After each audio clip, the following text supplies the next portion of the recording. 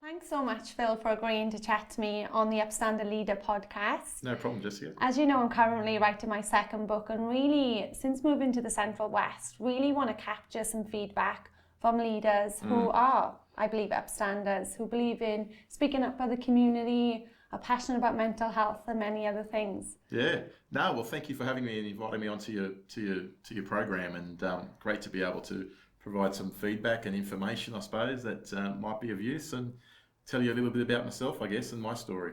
Yeah, and really that's a great lead in. So how were you in Parliament? Was that almost always a dream for you? No, I'll be honest and say no, it wasn't a dream. It wasn't like I left school wanting to get into politics and went on a pathway to get into politics. Quite the opposite, actually. When I left school, I left school in 1990, so over 30 years ago now, and I went to university for a year. Didn't really like what I was doing at university. I dropped out after a year and started an apprenticeship, and that was in the early 90s, and at the time interest rates we were going through a recession. It was very hard to get work. Interest rates were like 17-18%, and the economy was really, really slow. So, but I knew that I didn't want to study anymore. I wanted to get out and start working and make my way in the world. So I got an apprenticeship and did that for about 3 or 4 years, or just under 4 years actually, until I sort of worked out what I wanted to do.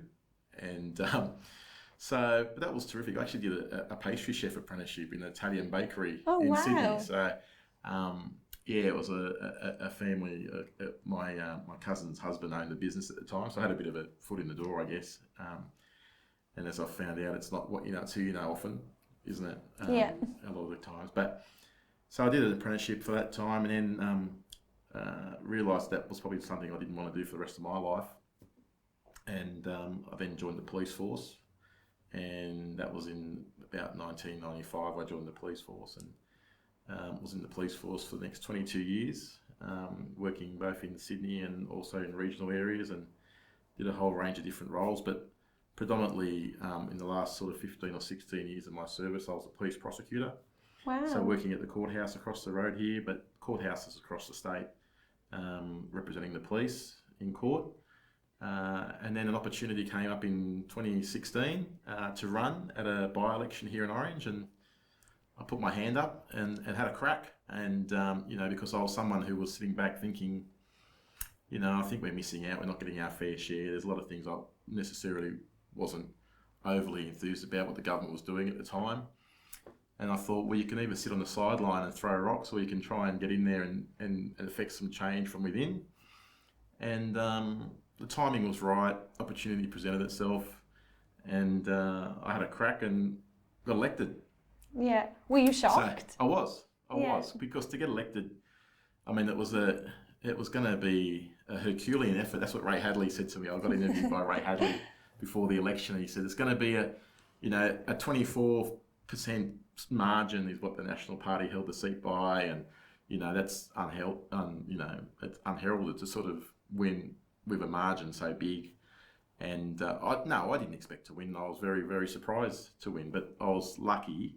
And in life, sometimes you get, things just go your way sometimes, and the planets aligned, and I was lucky, and worked hard as well during that time, but and was elected. So I had to resign from the police force. I'd actually taken long service leave during the campaign of about 6 weeks, and I went door knocking and did all that sort of stuff every day. But I was planning to come back to work on the Monday following the election, which was on a Saturday.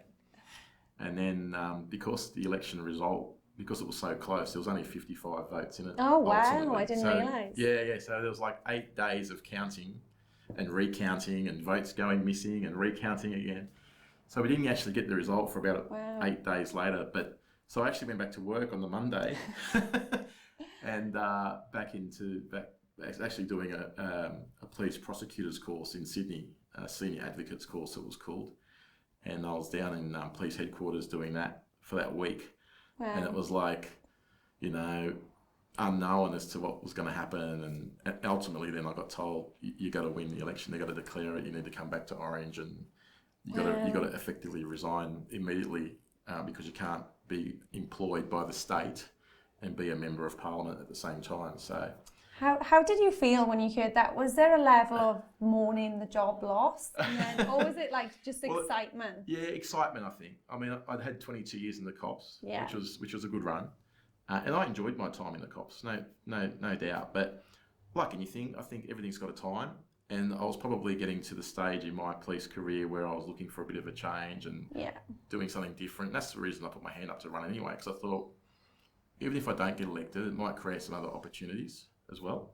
So, but it wasn't the way I envisaged I'd resign from the police force, because I got elected to Parliament. So I quickly had to send an email to my boss and, hereby tender my resignation effective immediately as a result of being elected to Parliament. So mixed emotions, but no, it was exciting. It was a new opportunity, so I was excited about it. Yeah, and how was your colleagues? Was there a lot of banter around that? Were they shocked?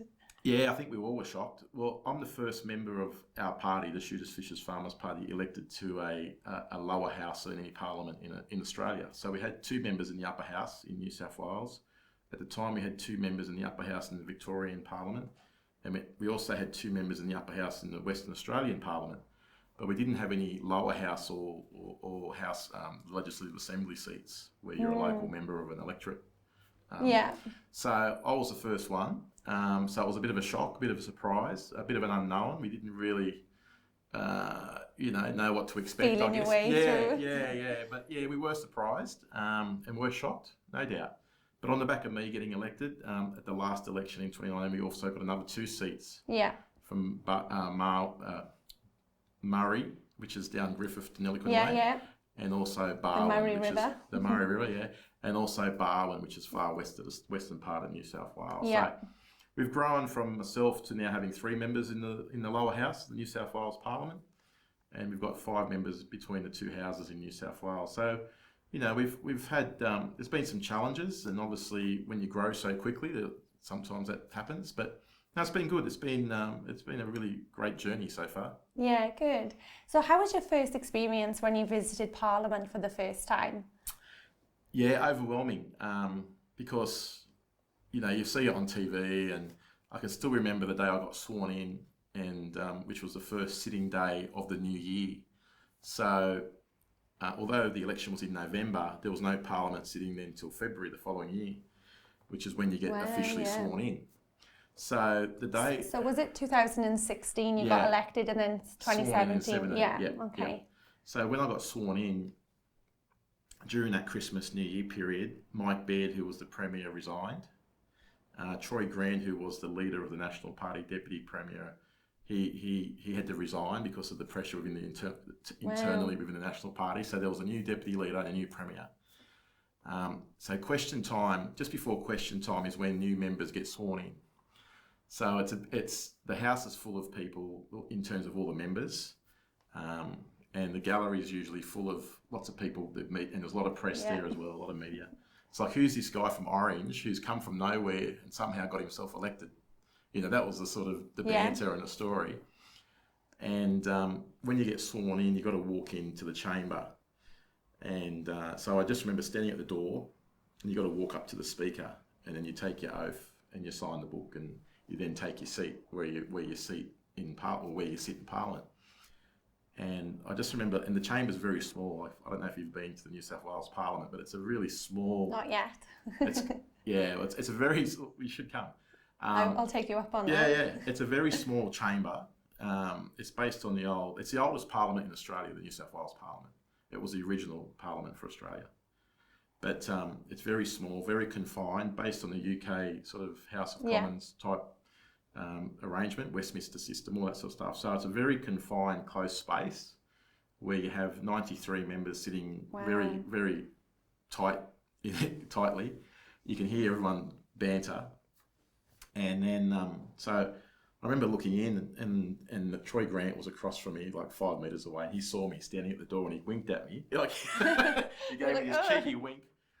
And I just sort of nodded my head. And then, you had Gladys Berejiklian, who was the new Premier at the time, and John Barrett, and all these people that you've seen on TV who you've never met, but, you think, oh, geez, And everyone's got an opinion of. And everyone's got yeah. And then I came, and then the speaker calls you in. So, so you walk in, and everyone was heckling. Oh, well, all the government side were heckling me. Like, Oh, not that I could hear what they wow. were saying, but they're just like, and then Labor were heckling them because it was like they were heckling them because they'd lost a seat. And so I walked into this uproar of noise and people just heckling each other, not so much directed at me, but just at each other. Just into Just the banter. bear pit. Yeah, into the bear pit. That's right. They call it the bear pit. And I walked up to the speaker and I took my oath and signed the book and then took my seat. And then where you sit on the crossbench, you sort of sit at if you can imagine the chamber's like a horseshoe shape. Yeah. So you sit at the top of the horseshoe type thing. And I remember sitting there in my seat and I just looking around and seeing everyone there and the environment and I'm thinking, how the hell have I ended up here? You know, how did this happen? A pinch me moment. Yeah. Right? And that's never rarely have you, in life do you sort of experience those sort of things. But that was one of those times I did. And anyway, ever since then, I've just got stuck into it. And it's like anything, you get used to things. And once you're in the role for a while and you start feeling comfortable in what you're doing and what you need to do and, you know, who's who, and you sort of feel your way through. And now it becomes almost second nature. Yeah. So when you went into that, thank you for telling me that story. I find it so interesting. So obviously when you went in, you had some ideas about what you wanted to change or your purpose or your values or your why. So, you know, when you go in there all fresh-tailed and, you know, bright-eyed, have you been let down at all by the experience? Yeah, I have. Often I'm very disillusioned about the process. I mean, you go in there wanting to better your society or your local community and ultimately the state.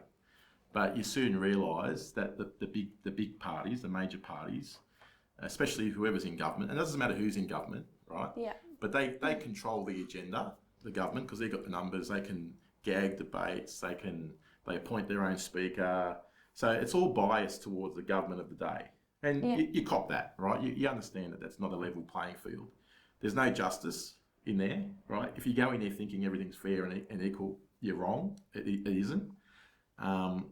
The system isn't fair, and often I've introduced bills. My colleagues have introduced bills. The opposition have introduced bills, which are really good bills for the state or for your local community, but because it's not a government bill, the government won't support it, or they'll just vote it down, and they come up with all these different excuses. But at the end of the day, it's because it's not their own bill, and they don't want to see someone else other than themselves get credit. So it's just a political ego game. Yes. It's very disillusioning. Yeah. You know, you walk in there thinking, you know, I want to do this. I want to lobby for this. We need these things in our community. We're missing these things in our community, or we've got a high need for these things in our community. And you know, if you introduce legislation, the government won't support it just out of principle, that's disheartening. But you know, we've also been able to get some great outcomes, and the best way to do it is ultimately hold the government to account, and you just call them out and embarrass them into doing things. You know, you highlight an issue and you just make enough noise about it that they start getting a lot of pressure and they have to eventually do something to be seen to be doing something. Yeah. Yeah, well, we are seeing a lot of things around, you know, the government being called out, especially around bad behaviours. And you know, in my business, Bullyology, I specialise in anti-bullying. So I find it so frustrating sometimes watching the people lead our country act this way. I know. It's the behaviour in Parliament, especially in question time, in the New South Wales Parliament. I can't speak for other parliaments, but from my experience, from what I've seen, is atrocious. You wouldn't get away with that behaviour in any other workplace in the state or even probably the nation.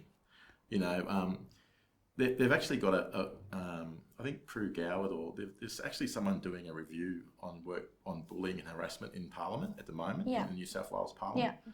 But, you know,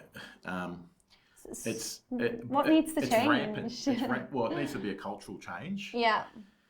And the culture of Parliament is, you know, it's very partisan. So you're talking about individuals with high egos a lot of the time. Yeah. Who are in positions of authority, or if they're in government, ministers or whatever, and they just seize any opportunity to try and belittle anyone else because they want to score politically over, you know, be seen to be putting that person in their place or whatever it is, just political egos. it's not the place to go if you can't take criticism. That environment, like it's a pretty toxic environment. Yeah, it is. You got to be able to have a thick skin and just almost like water off a duck's back. Don't let it worry you. So that's really a valid point that I want to talk about. So toxicity in government. So when you first stepped into government, was you armed with that layer of resilience, or you had to build it over time? I think, that's a good question. Look, I was always, I'd like to think, I suppose coming from my background, right, I was in the police force, and you cop a lot of slack in the police, whether it be from members of the public or whatever. So I was probably, I had good background to prepare me for that, right? So I was used to that, and I'm not someone who's easily offended, right? Maybe that's to my detriment, I don't know, but I'm not an overly sensitive person, right? Okay. So I didn't sort of take it to heart, and actually individually, when you think about it, or when I think about it, individually, most of the members are all really good people individually, right?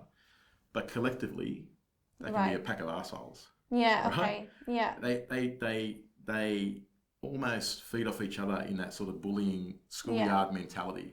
So when you've got a group of them together, that's what it's like. It's almost like being back in the schoolyard, where you've got a big gang of bullies who feed off each other. Yeah. Individually, though, you pull them aside, you can have a conversation. They're quite civil, they're quite amicable, they're quite reasonable. But collectively, I don't know what to say, but they're a pack of assholes. Yeah. Right? I don't know, I just sort of don't let it worry me.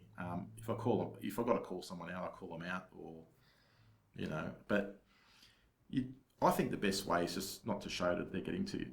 Yeah. That's in my opinion. Just smile at them and walk away, or laugh at them, or, just sort of grin at them, or give them a cheeky wink or something like that, and walk away, Because if you engage them, you sort of can't win, because you've got this pack of people just shouting over you. Just looking for a bite. Yeah.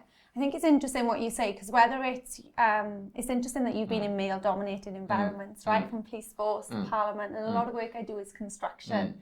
And what I find is this pack mentality where they say it's banter. And what we're seeing now is people are getting emotionally harmed because this banter is crossing over to damage people's mental health. Yeah, it is. It is. And you can see some people who don't necessarily take it that well. It does have an impact on them. You can just tell by a person's body language and their demeanour that they're not handling that criticism well. Yeah. So, some people, I suppose, may have a natural level of resilience to it. Some people may have to build it up, like anything, and learn to deal with it. And some people maybe can't deal with it. Yeah. And I think, like I said, that the behaviour and practices in Parliament wouldn't be allowed to operate in any other workplace in the country. The bullying and the sledging and the banter. But also we've got the sexual harassment. And is that, without putting you on the spot in specific cases, have you seen it is it very visible that women are treated differently to men? No, I don't think so. Not that I've seen. Okay. Yeah, I haven't seen any sort of sexual harassment type incidents in Parliament. Not to say it doesn't happen, but not that I've been present or seen that. If anything, they do go out of their way to try and maybe, like we often get emails from Parliament about, especially during COVID, about welfare from the parliamentary, the manager of the Parliament. He'll send out emails checking on welfare, but in terms of between politicians, often once you get into that chamber, it's almost like open slather. Yeah. Okay. So whether it's man or woman, it doesn't matter. I think that's right. But I think there's a bit of an unwritten rule. I think most of the blokes probably don't go as hard on the women as what they would on other guys. Okay. Yeah. In terms of banter in the chamber, and it's never ever that I've seen. It's never ever personal. It's not a personal attack. Yeah. But it's a tricky one, and obviously there's been things happening in Canberra and in the media. Media that's played out. But honestly, I haven't in the New South Wales Parliament. I haven't seen that occurring. Yeah, well, that's good to hear at least. Yeah, so I do think there needs to be a long way to go. So what can we do to be upstanders? And if you do see something happening that kind of crosses the line with, ethically, this is crossing from political banter or, slang into, really, discrimination or sexual harassment, what can be done? What is... Yeah, I think, well, you've got to call it out, obviously, if it happens. But you also got to, I think, like I said earlier, it's a cultural thing. So I think, like it's something that's very difficult to just affect change overnight. Yeah, it's going to take time, and it's got to come from the top, right? So it's got to come from the speaker and the government. They're the ones who really have to set the example and lead on that. And at the moment, I don't think it would matter who was in government, what party's in government, but I think the government's got to set the tone. Yeah. And the speaker, who's appointed by the government, it's one of their members, they've got to set the tone as well, and ensure decorum and fairness and, humility, or, really call out any bad behaviour that they see as a speaker. Like they're like the referee of the chamber, but often, because they're one of the government, right, they give their side a bit more leverage, as opposed to if the other side. Yeah, interesting. So that's what I said earlier. There's no fairness or equity in the situation. It's a really unbalanced, unfair sort of playing field. Yeah. But you just got to learn to live with that. I mean, that's just the way it is. I think with the number, that's just the way the Westminster system is. The government of the day has the numbers. They control the agenda. They control who the speaker is. They control how things operate, and it's just going to take. I think it is changing. Like, obviously things happening in the media. We're hearing about what happened in Canberra. Yeah. So that was the Brittany Higgins march for justice. So I think slowly things are changing. But I mean, I try and make an effort as a member of Parliament that not to engage in that sort of conduct. Yeah.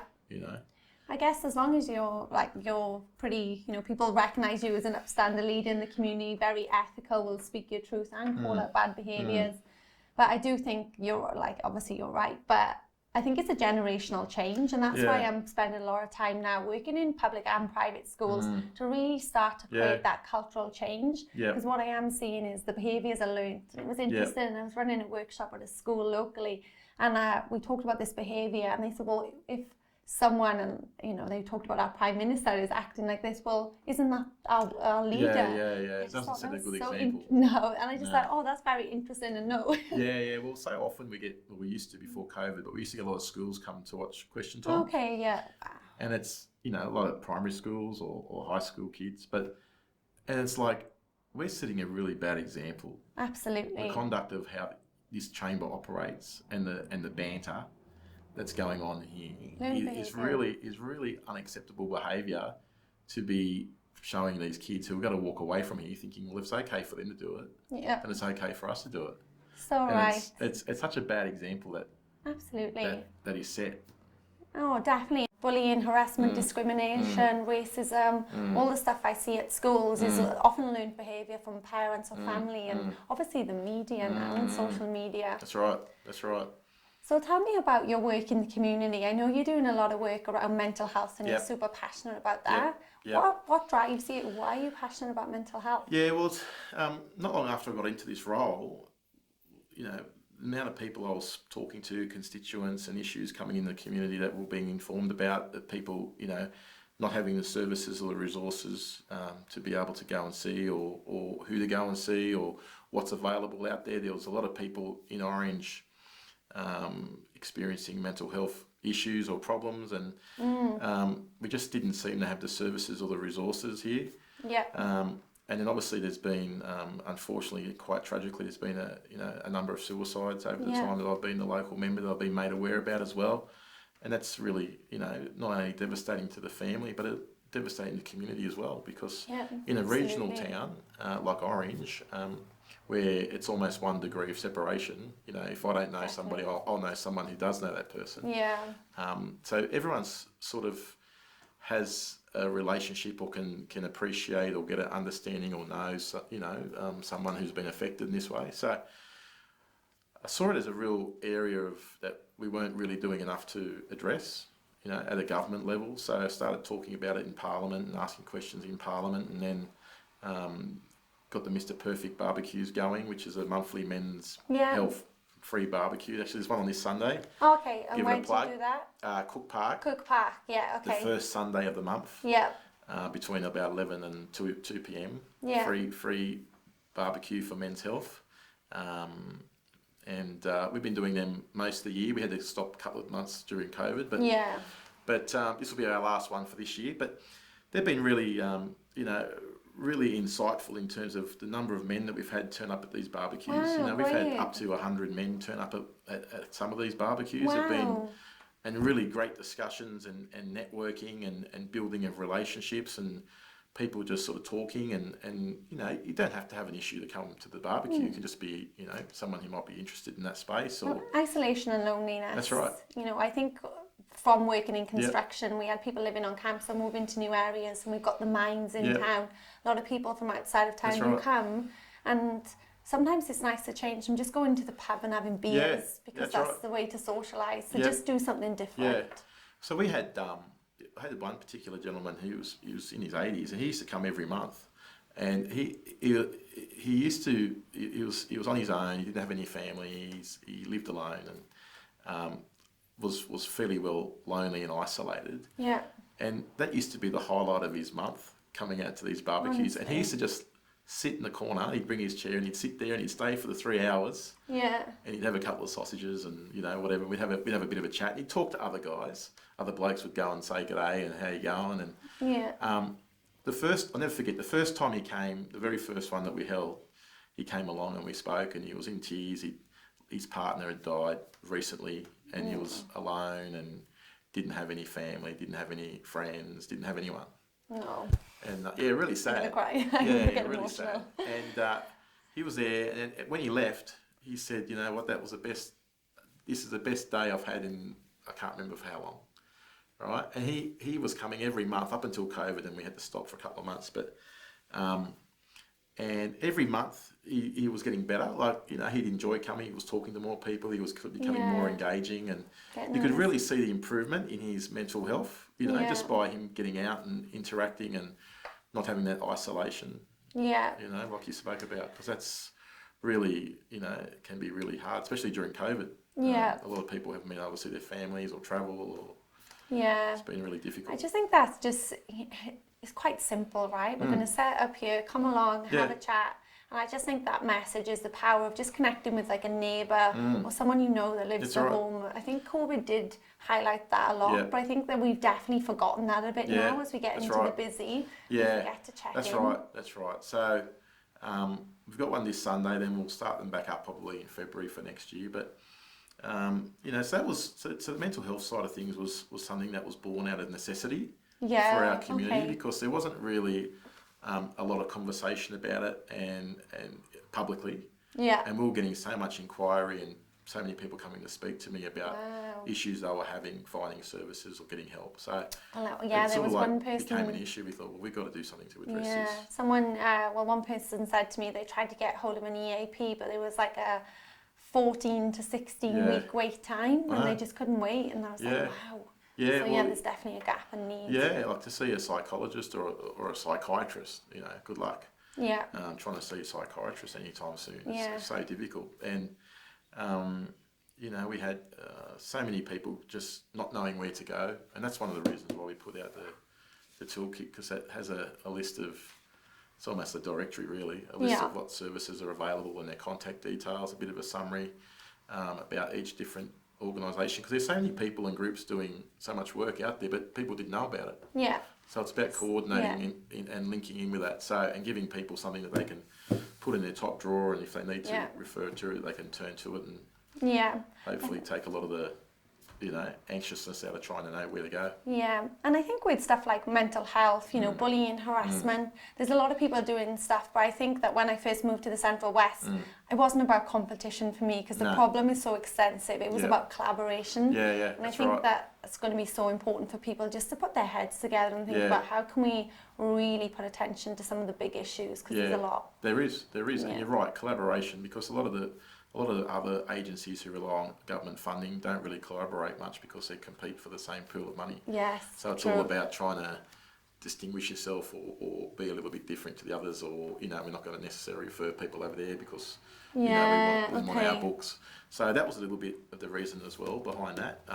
But it was more about providing people an opportunity to know where to go to as a directory and a coordination of services, and because a lot of people just didn't know what was out there. Yeah, and they came through everyone's letterbox, which I think that sometimes people don't know where to go, but when they come to you, So I was mailed out to every mailbox in the electorate. So there was like 40,000 of them sent out across the electorate. So look, the feedback's been really good. I've spoken to a number of people who've received them in the mail, and they've, some people have already said, look, we've used it, or we know someone who's used it, and it's been really good. It's been really good. Well, thank you for chatting to me today. Thanks, I know I've asked you some big questions. I'm going to ask you one more. One more. If there's any, young leaders or emerging leaders listening to this, what is one piece of advice you would give to your younger self? Oh, one piece of advice I'd give for my younger self. I reckon just to back yourself and have a crack. You know, like everyone's got an element of self-doubt. Yeah. And that's natural, I think. Yeah. There's always that natural, I don't know about this, but I think just back yourself and have a crack at things. Embrace opportunities that come up. Yeah. Because you never know what can happen from that. Yeah. And I think often, most people, they're very humble or modest, and they might think, oh, I don't know if I can do that, or if I'm up to that level, but have a crack, because there's only one way you'll find out. Yeah, and that's to have a go. So that would be my advice. Yeah, well, that's great advice. And I know a lot of people that contact me are kiddies doing their HSCs at the moment that think their life is over because of COVID. It's not the be all and end all, the HSC. You dropped out of university, you've done multiple careers. So I think it's just good advice. No, that's right. The HSC is not the be all and end all. Certainly do your best. And if you know what you want to do, straight out of university, and that's great. But a lot of kids leave school, not knowing what they want to do at university still. They might have an idea, but they're not really set on it. And often they'll go to uni, they might change courses, it's if you don't get the HSC results that you necessarily want, that's not the end of the world. No. There's so many pathways to get to where you want to go. Yeah. It may take a little bit longer or a bit more work, but it's achievable. It is, yeah. Well, I never thought at 28 I would create my own business after suffering bullying. That was never my plan. So you just got to find strong mentors, get people to support you. That's right. And just embrace opportunities. Yeah. Because doors will open, and sometimes people go, oh no, I'm not interested in that, or I don't want to do that, or which is fine. But occasionally something an opportunity will present. You think, I'm going to have a crack at that. Yeah. And you never know what can happen. If I didn't decide to run, I wouldn't be elected. I'd still be prosecuting over at the court there. Yeah. But which is fine. But I embraced an opportunity, and and you just seize the moment and back yourself. Back yourself. Yeah. Thank you for that advice. All right, Jess. Thank you. Thank you.